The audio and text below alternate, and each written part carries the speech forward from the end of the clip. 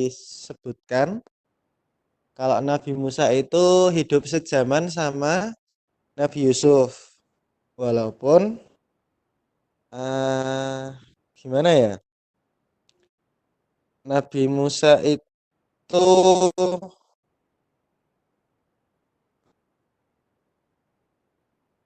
kurang lebih sama kayak cucunya Nabi Yusuf. Jadi Nabi Yusuf itu punya temen, anaknya temennya itu istrinya Firaun.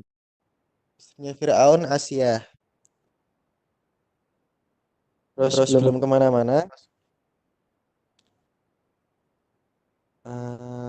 aku pengen sedikit nyinggung bahwasannya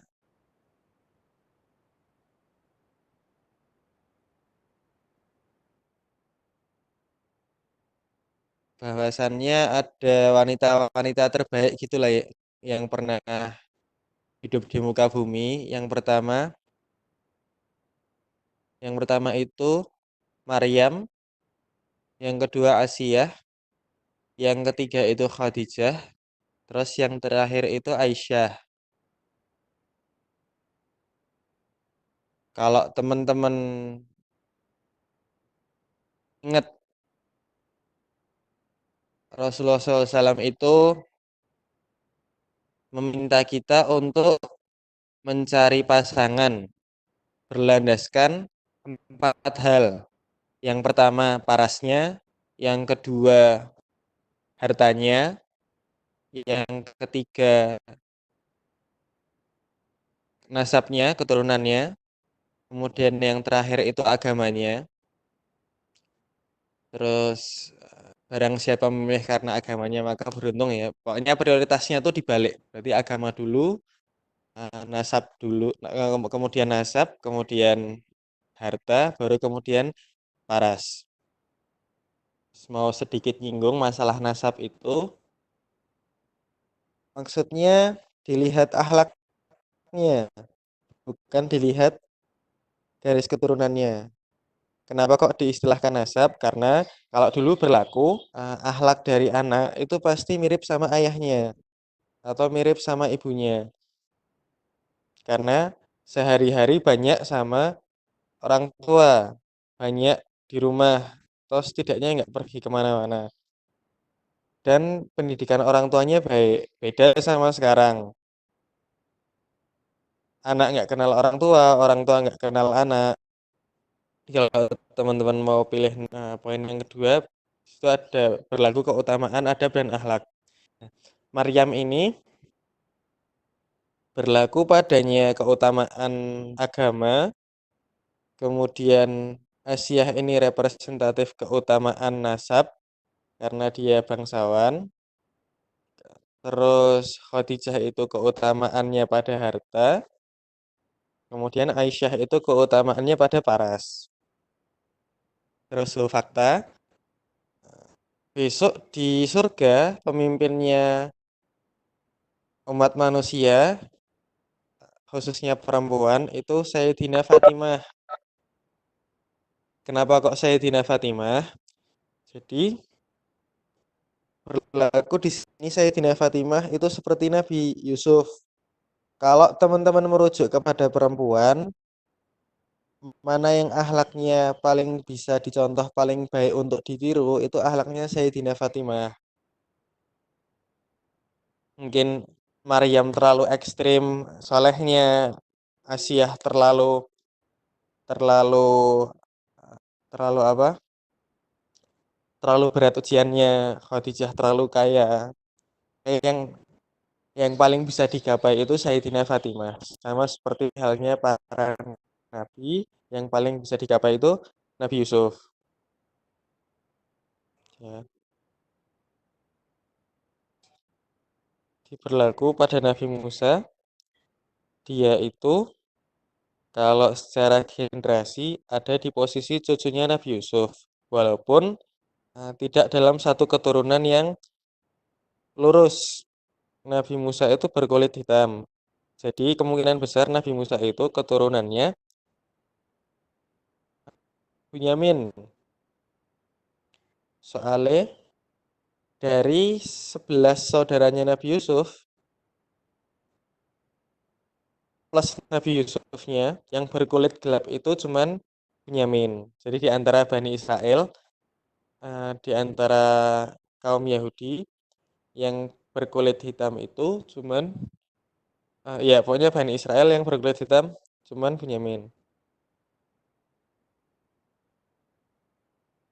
Terus secara fisik Nabi Musa itu selain berkulit gelap, dikatakan rambutnya bagus, terus badannya tinggi besar, dan kekuatan fisiknya itu setara 10 orang, atau bahkan mungkin lebih. Sampai-sampai pernah beliau nyoba melerai itu ya, kalau teman-teman pasti udah familiar sama kisahnya.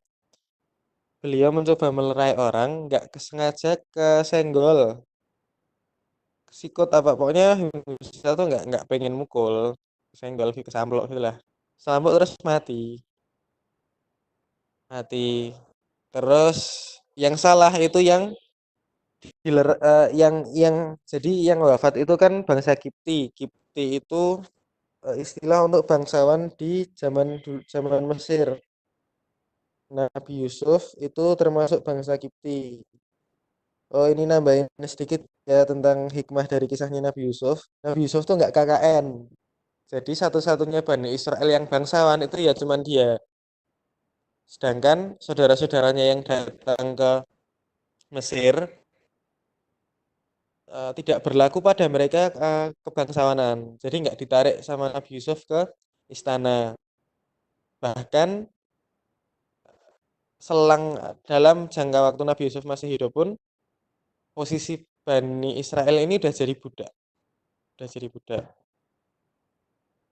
Jadi membiarkan apa adanya itu ya, nggak sewenang-wenang terhadap kekuasaan yang dimiliki.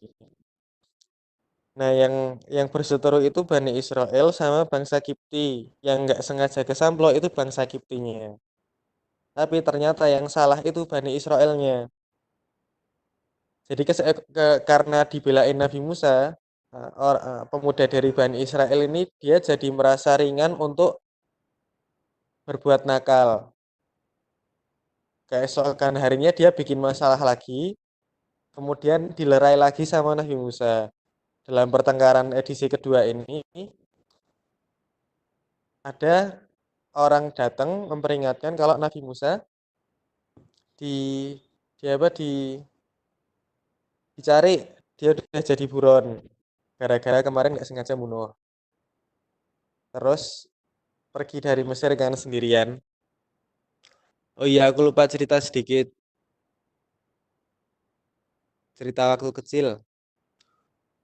Jadi Nabi Musa itu jadi keadaan di Mesir waktu itu, Firaun itu udah mimpi kalau ada mimpinya itu negerinya terbakar habis kecuali pemukimannya Bani Israel. Terus dia tanya dukun, kata dukunnya,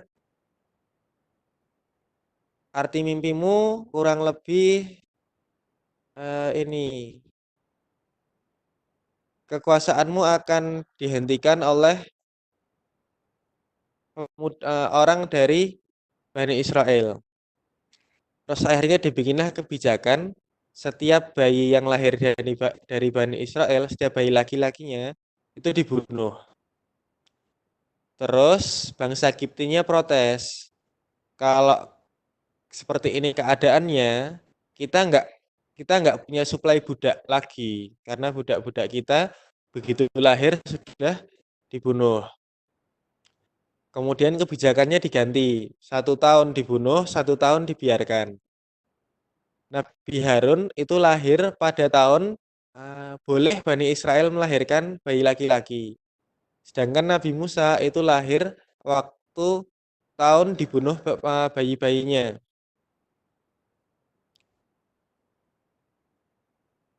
Ibunya Nabi Musa itu dikasih ilham sama Allah untuk menghanyutkan Nabi Musa. Pilihannya dua, tawakal atau enggak.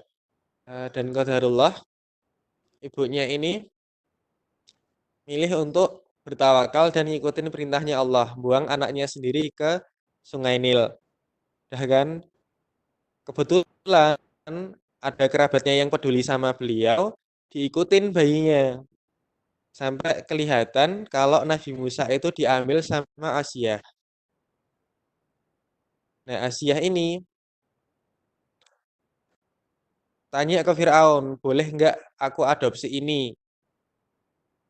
Karena bisa jadi bayi ini jadi penyujuk, penyujuk untuk mataku dan untuk dirimu. Kemudian Firaun bilang, kalau ini bisa bikin kamu seneng ambil aja, tapi buatku ini nggak ada artinya. Nih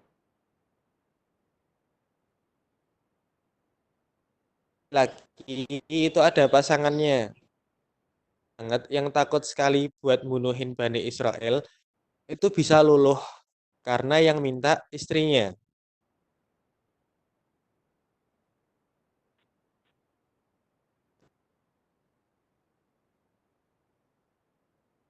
Terus Allah itu di titik ini sudah negur Firaun sebetulnya. Kamu mau bikin kebijakan kayak gimana? Aku yang lebih berkuasa. Kamu bilang mau bunuhin bayi-bayi, sekarang ini aku antar bayi di hadapanmu. Kamu bisa apa? Allah tuh pengen bilang kayak gitu, tapi Firaun nggak sadar. Bahkan sehari-hari ya Nabi Musa tuh tidur sekasur sama Firaun. Sebagaimana ini ya,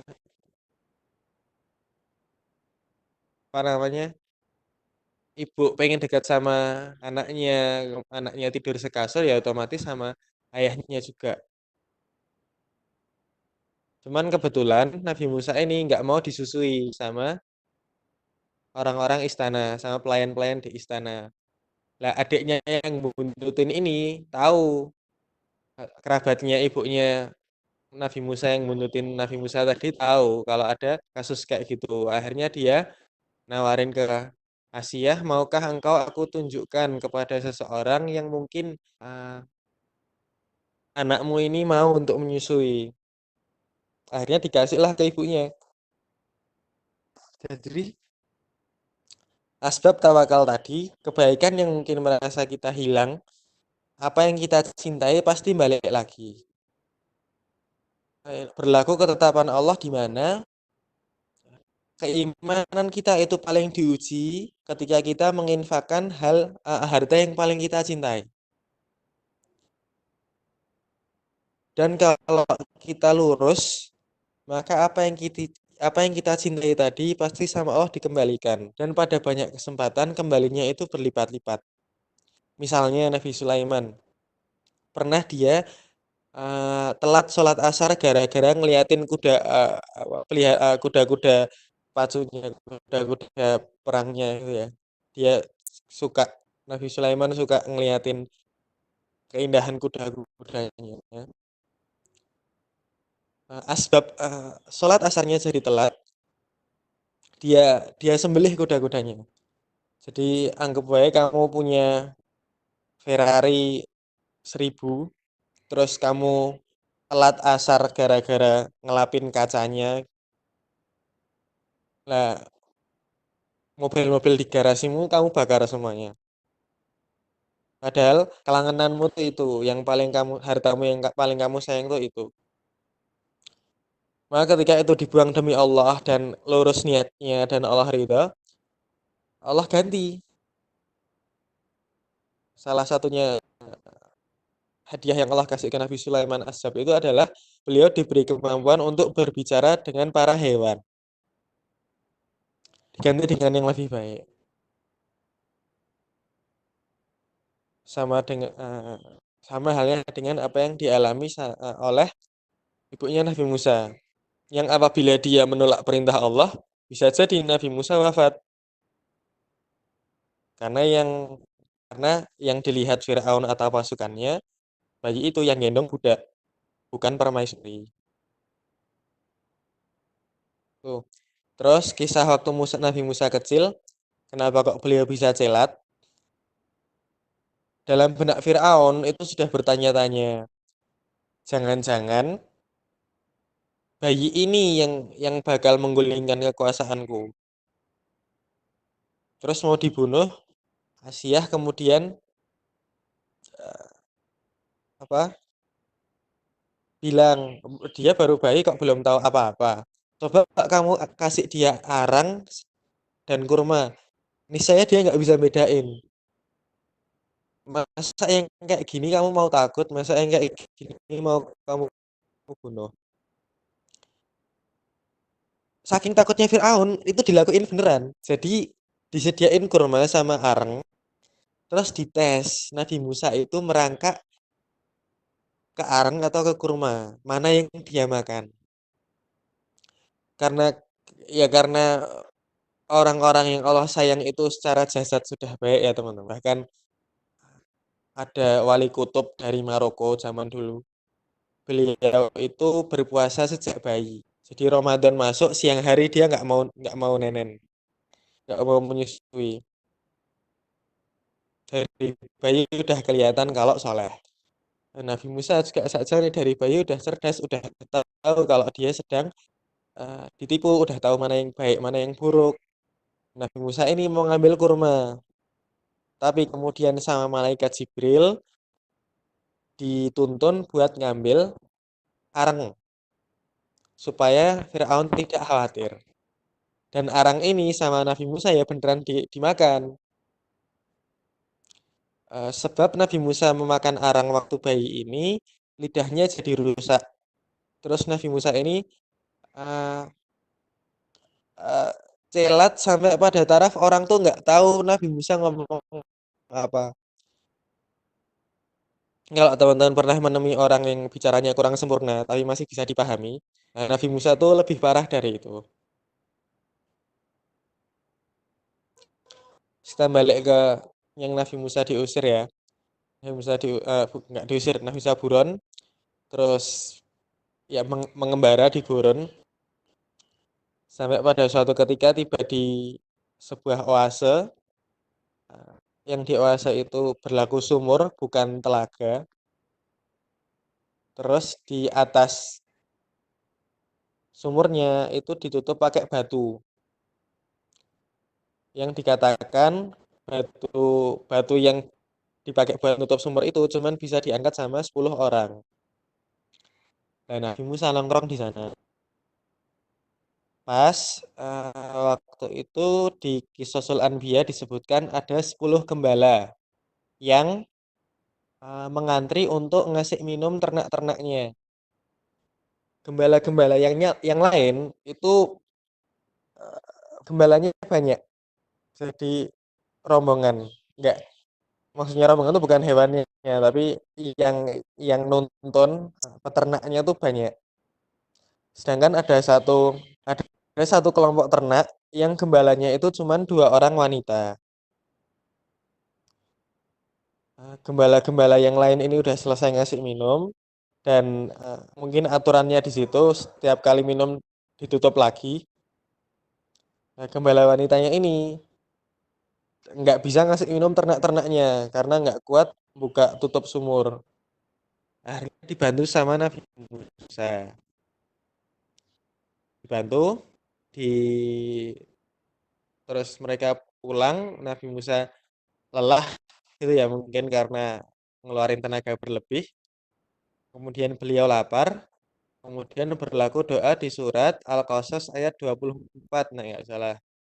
Yang Robi ini lima anzalta ilayya min khairin fakir. Nek bingung teksnya gimana? Ada di Jami Bekantan. Termasuk pembahasannya. Hmm, ininya gini, Nabi Musa itu lapar, butuh makan, tapi beliau nggak pengen sok tahu. Beliau nggak pengen sok tahu, merasa makanan itu baik dan laparnya buruk. Maka Nabi Musa berdoanya bukan ya Allah saya lapar minta makan, tapi ya Allah saya kekurangan dan minta kecukupan. Intinya gitu. Karena Nabi Musa yakin yang tahu kekurangannya itu Allah dan yang tahu kebaikan buat nutup kekurangannya itu juga Allah. Maka berdoanya demikian. Lah asbab doa yang demikian, mbak-mbaknya datang lagi, salah satu dari mereka. Bilang, kami berterima kasih, terus mampirlah rumah, makan di rumah. terus makan di rumah. Clear kan masalah perutnya tadi karena bisa lapar. Terus mbaknya ini minta ayahnya untuk memperkerjakan Nabi Musa. Dan ini sebetulnya kode kalau mbaknya itu pengen dinikahin. Terus kalau teman-teman yang putri mau mencontoh adabnya anaknya Nabi Syuaib gitu ya, putri-putrinya Nabi Syuaib, mereka itu berani tapi pemalu. Atau mungkin dibalik pemalu tapi berani.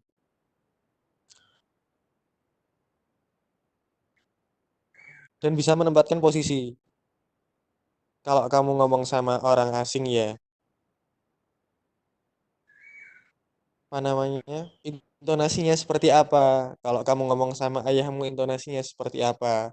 Kalau ngomong sama suami intonasinya seperti apa? Itu perlu dibedakan.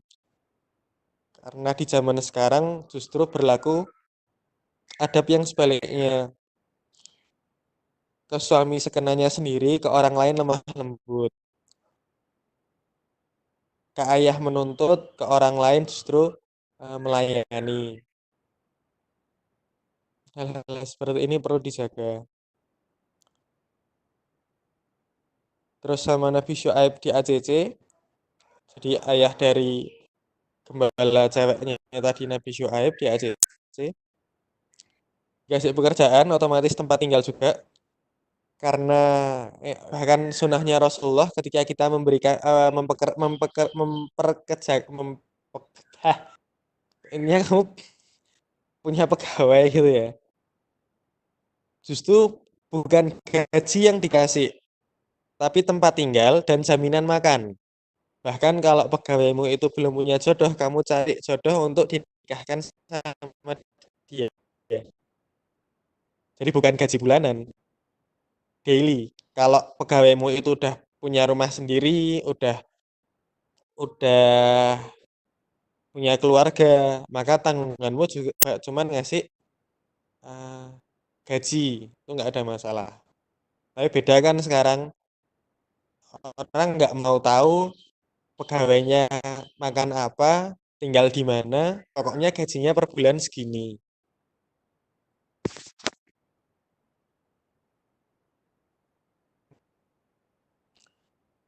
Nah, terus sekian tahun bekerja, plus dikasih bimbingan rohani sama Nabi Syuaib, bekerjanya jadi gembala ya. Jadi kalau teman-teman ngah setiap para nabi itu pasti menggembala. Terus ini sedikit tak kasih intermezzo. Nabi Ibrahim itu gembalanya banyak sekali, ternaknya banyak sekali. Terus Nabi Ibrahim itu punya 1.000 anjing buat jagain ternak-ternaknya. Terus di di leher anjing-anjingnya Nabi Ibrahim ini dikasih kalung-kalung emas sebagai simbol kalau harta itu hina dan hanya pantas dimiliki oleh yang hina pula. Itu Nabi Ibrahim.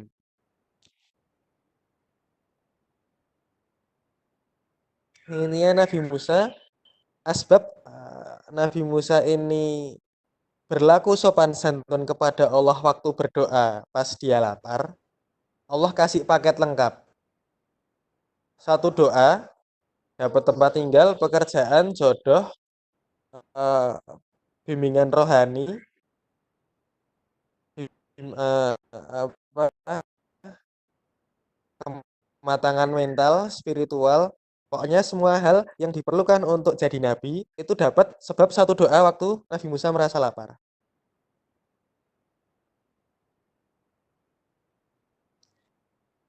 Terus sebelum lanjut, ada tipe doa yang lain yaitu doanya Nabi Sulaiman yang minta hal spesifik. Jadi kamu udah tahu persis kamu mau apa, terus kamu minta itu. Ada di surat Al-Qasas ayat 35. Biar tidak kepanjangan, yang belum ngeh kayak gimana pembahasannya, seperti biasa teman-teman, bisa diakses di Jami Bekantan.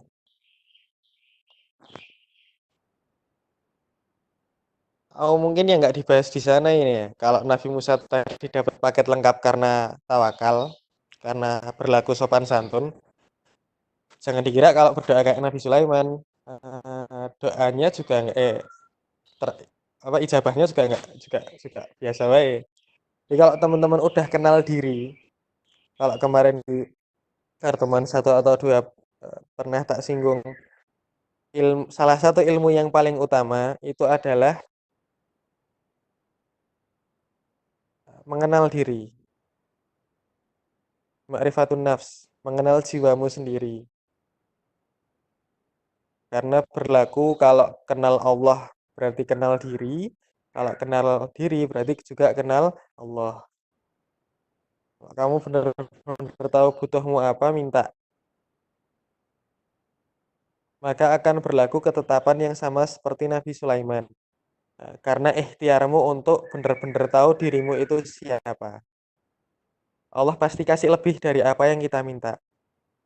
Nabi Sulaiman minta kerajaan yang tidak ada bandingan setelahnya. Kemudian Allah kasih ini spesifikasi kerajaan yang sebelumnya tuh nggak ada. Nah, kalau mewah-mewahan, kalau gede-gedean, gede sadat ya. Cuman ambil poin ini satu, jin yang setan itu nggak ada di zaman Nabi Sulaiman. Semua dibelenggu. Kalau kita pas Ramadan dibelenggu, zaman Nabi Sulaiman 24 jam tiap hari, tiap bulan, tiap tahun, sepanjang masa, selama masa pemerintahannya Nabi Sulaiman, setan itu dibelenggu. Jadi kalau ketemu jin pasti baik. Makanya nggak berlaku, tidak boleh meminta tolong pada jin waktu itu. Karena jin yang ditemui nggak bakal tipu-tipu. Kemudian yang kedua, eh, kerajaan manusia, hewan, dan jin itu tunduk kepada Nabi Sulaiman. Namanya dikenal di seluruh penjuru bumi. Terus Nabi Sulaiman ini punya pasukan berupa angin. Jadi angin itu ditundukkan pada Allah ke Nabi Sulaiman. Nabi Sulaiman tuh kemana-mana defaultnya beliau terbang, naik angin. Kalau butuh perang, Nabi Sulaiman nggak perlu pakai pasukan, pakainya angin. Bayangno kamu punya militer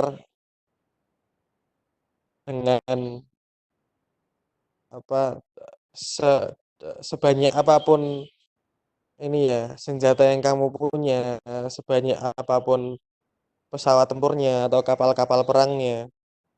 Nek ketemu angin ya sama, tetap aja kalah. Gitu. Itu kalau kita berdoa, setelah kita tahu diri kita siapa, setelah tahu kita butuhnya apa. Nah, lanjut ke kisahnya Nabi Musa. Setelah Nabi Musa ini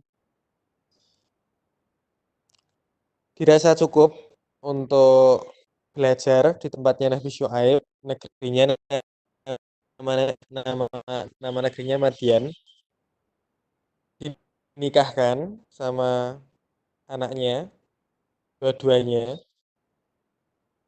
Terus Nabi Musa ini nggak pengen tinggal di villa mertua indah. Terus tips buat teman-teman ya, eh, memang nggak enak kalau habis menikah masih sama orang tua. Jadi hindarilah tinggal di villa mertua indah. Walaupun jadi 5M itu enak. 5M itu, oh iya, 5M aku lali. Tak eling-eling.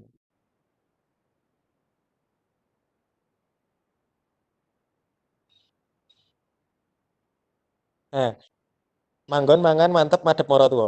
Jagoan. Hmm, terus pergi kan, disangoni dua kambing. Kemudian eh, berkelana di gurun, berkelana di gurun Terus selama berkelana itu kambing-kambingnya beranak pinak. Jadi aku lupa jumlah tepatnya berapa. Cuman di zamannya Rasulullah di Kisah Anbiya ini disinggung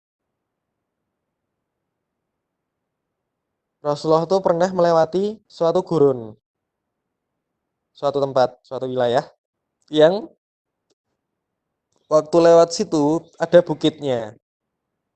Di kejauhan itu ada kayak gunung kecil. Kemudian Rasulullah SAW bersabda, "Eh, seandainya kalian ingin ngomong ke sahabat, kurang lebih bunyi, pokoknya inti hadisnya, kalau kamu mau lihat di belakang bukit itu masih ada jejak kaki kambing-kambingnya Nabi Musa. Jadi awet sampai sekarang. Paling nggak sampai zamannya Rasulullah itu. Ambuh cerita ini piye, pada suatu malam Nabi Musa ini belum dapat tempat bernaung. Kan dingin tuh di gurun. Jadi perpindahan tempatnya belum sampai ke tempat yang bisa dipakai untuk istirahat. Dalam keadaan gelap dan dingin itu, di kejauhan, di tempat yang agak tinggi, Nabi Musa lihat ada kayak kobaran api. Kemudian minta izin ke keluarganya, kalian stay dulu di sini, saya ke sana. Siapa tahu ada makanan mungkin, atau paling enggak dia Nabi Musa bisa bawa api untuk menghangatkan diri. Dan balik lagi ini resikonya besar kalau teman-teman mau bayangin, butuh kepasrahan yang tinggi juga ke Allah karena kontur gurun itu tiap saat berganti-ganti. Angin niup sedikit, gundukan pasirnya berubah. Apalagi jejak kaki. Jadi kamu pergi,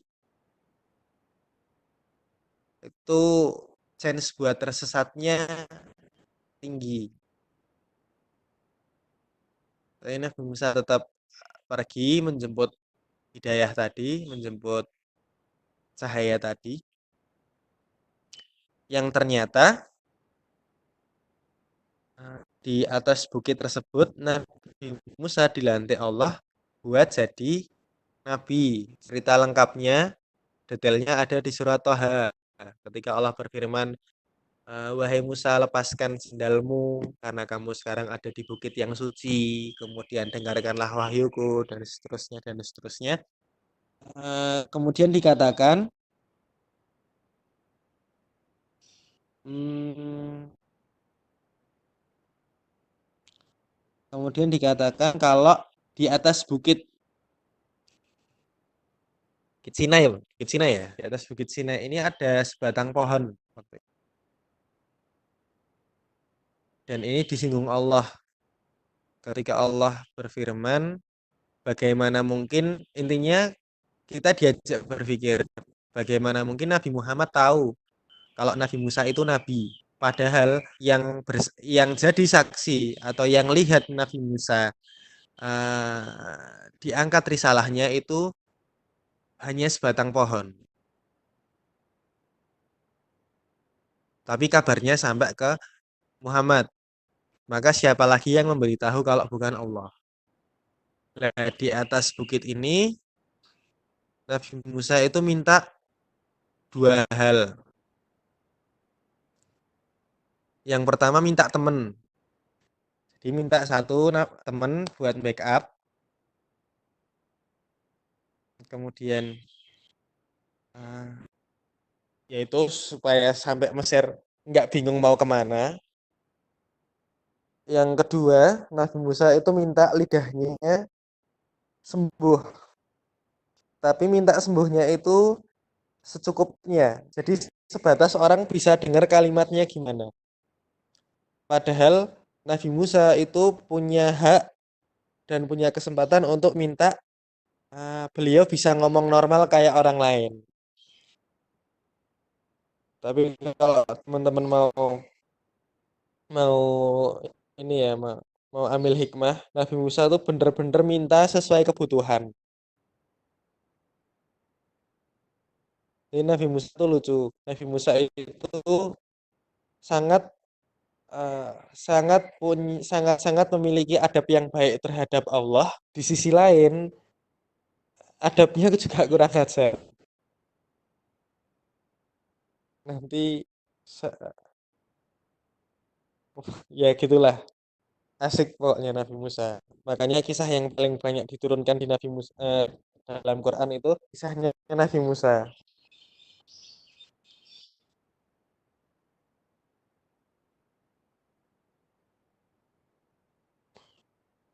Ini ya. Terus sampai ke Mesir, dakwah. Ini aku pengen pengen ngambil hikmah sedikit dari proses dakwahnya. Yang pertama, berdakwah itu dengan lemah lembut. Yang kedua, disertai dengan branding yang baik, disertai dengan ajakan yang baik. Sebagaimana Nabi Musa diperintahkan Allah untuk berdakwah dengan lemah lembut, padahal kepada seburuk-buruk manusia. Kemudian dengan persuasif, dengan hal-hal yang baik, tidak dengan menyalahkan. Jadi adabnya dakwah itu bukan bilang kamu salah. Salahnya itu nggak usah diungkit. Omong aja benernya gimana. Sebagaimana Nabi Musa di hadapan Firaun, mau nggak kamu aku ajak kepada jalan yang baik. Firaun kemudian bilang, jalan seperti apa yang baik? Jalan yang hanya menyembah Tuhan yang satu. Kemudian Firaun batin, loh aku kan Tuhan. Baru yang berdebat sampai ke Nabi Musa nantang buat ini buat ganti arah terbit matahari. Firaun marah. Kemudian karena berlaku dalam pikirannya mungkin matahari ini bisa dipalsukan lewat sihir, jadi lewat ilusi. Dia ngumpulin penyihir. Tapi penyihirnya ini sanggupnya duel sama Nabi Musa, main tongkat-tongkatan gitu. Kan. Terus disetting harinya kapan duel. Terus penyihirnya ngelempar tongkat jadi ular. Terus Nabi Musa ngelempar tongkat juga jadi ular. Di matanya Fir'aun sama-sama ngelempar tongkat, sama-sama jadi ular. Jadi Fir'aun itu bingung kenapa kok penyihirnya bertobat. Tapi penyihirnya bertobat itu karena mereka tahu rahasia sihir. Jadi audiens itu lihatnya tongkat mereka jadi ular. Tapi di mata penyihir-penyihir itu sendiri tongkatnya ya tetap tongkat. Karena nggak mungkin mereka menipu dirinya sendiri. Sama kayak misalnya Mark Zuckerberg bikin Facebook tapi dia mungkin nggak mainan Facebook. Atau orang yang bikin game Mortal Kombat ya nggak mainin gamenya, nggak main ciptaannya. Orang yang jualan sabu nggak make, dan seterusnya. Sama kayak penyihir-penyihir ini tidak menyihir diri sendiri. Tapi waktu lihat Nabi Musa, tongkatnya itu berubah jadi ular beneran. Maka penyihir-penyihir ini tahu kalau apa yang dilakukan Nabi Musa itu kuasa Allah, bukan kuasa sihir. Makanya mereka taubat. Lah lucunya Fir'aun marahnya itu ke penyihirnya, bukan ke Nabi Musa. Padahal sumber masalahnya kan Nabi Musa. Tapi dia marahnya, dia membunuhnya, dia menghukumnya itu penyihir-penyihirnya. Maka hati-hati kalau kita tersifati kayak gini. Saya teman-teman punya beban kuliah, tapi melampiaskannya ke orang tua. Besok kalau udah punya keluarga, ada orang yang punya beban di pekerjaan sampai ke rumah marah ke pasangannya atau marah ke anaknya. Padahal inti permasalahannya bukan di situ. Jadi yang fair. Nah, Firaun ini nggak mau tobat, kemudian dikasih wabah. Benar sekali. NN. Via, bukan ini.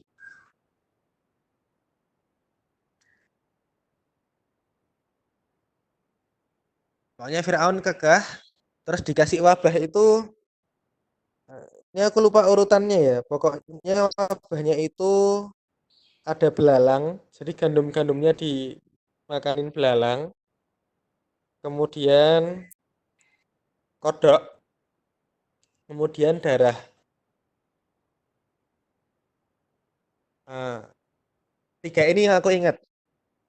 Entah lebih, kalau lebih aku lupa apa. Kayaknya kalau di Bible atau di Taurat gitu, seven plague apa ya? Ada tujuh.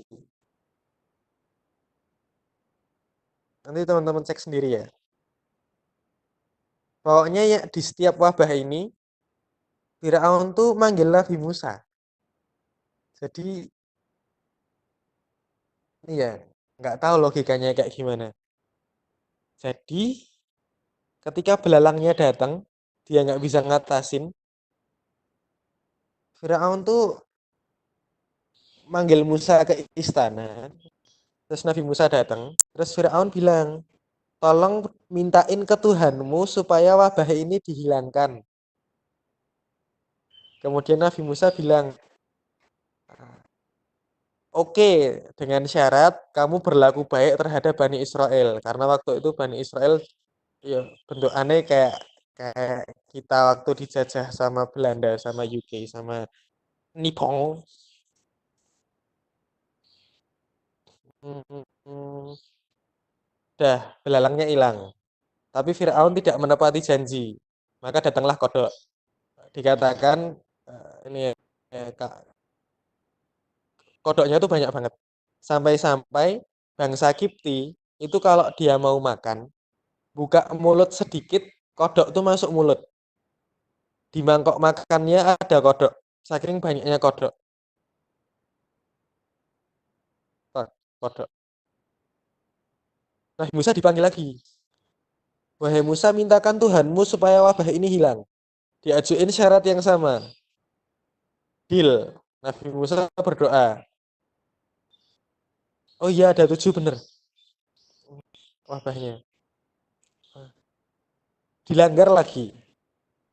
Terus di salah satu wabahnya itu Sungai Nil jadi sungai darah. Air-air yang ada di negeri Mesir itu semuanya berubah jadi darah. Lucunya, ketika air ini diambil sama Bani Israel, dia jadi air biasa lagi. Kemudian Firaun minta lagi sama Nabi Musa, bilangin Tuhanmu supaya wabah ini dihilangin. Syaratnya sama, deal, dilanggar lagi. Kemudian wabah terakhirnya itu dibikinlah ini.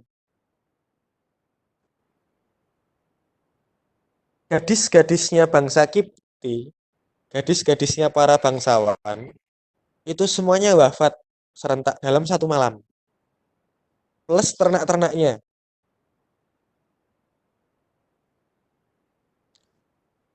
Mereka kan bingung. Bingung plus harus ngurusin jenazah segala macam. Nah, dikala bingung dan sibuk ini, dimanfaatkan Nabi Musa turun perintah Allah untuk kabur dari negeri Mesir. Kemudian kabur. Eh, di dalam catatan, Nabi Musa ini kabur dari Mesir dengan membawa tabutnya Nabi Yusuf, dengan membawa suhuf-suhufnya Nabi Yusuf. Kalau kemarin sempat nyinggung bahwasannya Allah itu dalam beberapa kesempatan menurunkan kepada Nabi itu bukan wahyu berupa ilham, tapi suhuf, ya, berupa kitab. Dan suhuf yang paling banyak itu zamannya Nabi Syed. Kemarin aku buka kitab, dikatakan suhufnya Nabi Syed itu ada 50 lembar. Hmm, tapi nggak tahu gedenya seberapa ya. Bisa jadi 50 lembar itu 50 gunung atau 50 lembah yang di dalam gunung-gunung itu ada aturan-aturannya Allah. Allahu a'lam. Karena ketika kita pakai bahasa Arab sekali lagi, yang dilihat itu fungsinya, bukan bentuknya.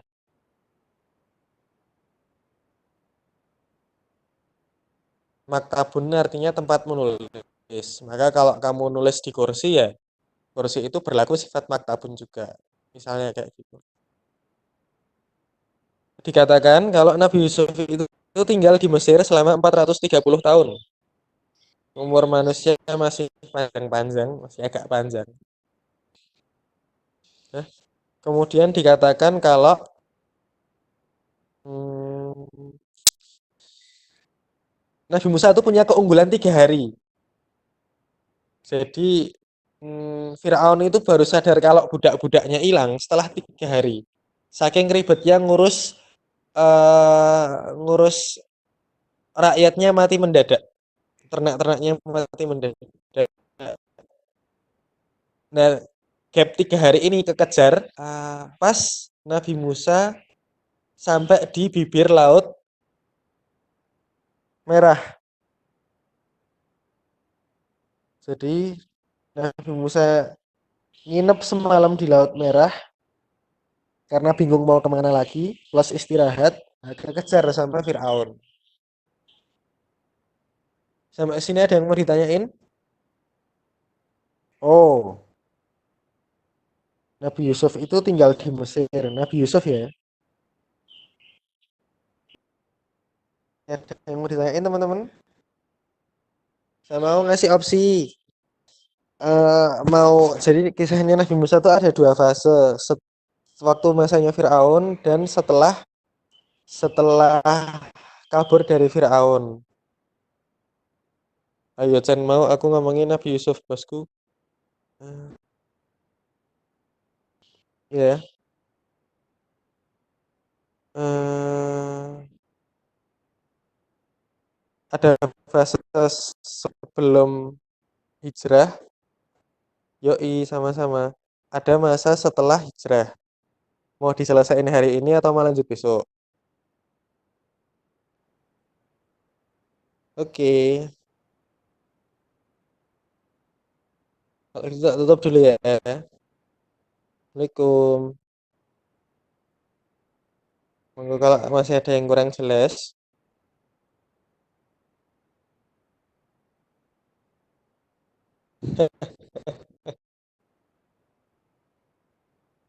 4 menit gak cukup. Sama kayak yang tadi kurang lebih.